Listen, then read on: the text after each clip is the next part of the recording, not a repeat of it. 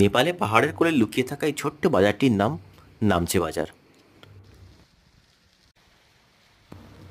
পাহাড়ের কোলে 11,300 ফুট উচ্চতায় অবস্থিত এই নামচে বাজার।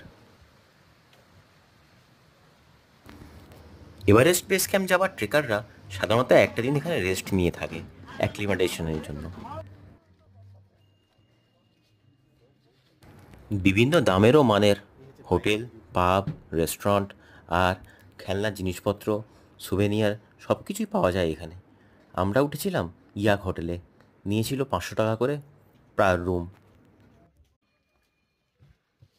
আর এখানকার আইরিশ পাব আর জার্মান বেকারি পৃথিবী বিখ্যাত।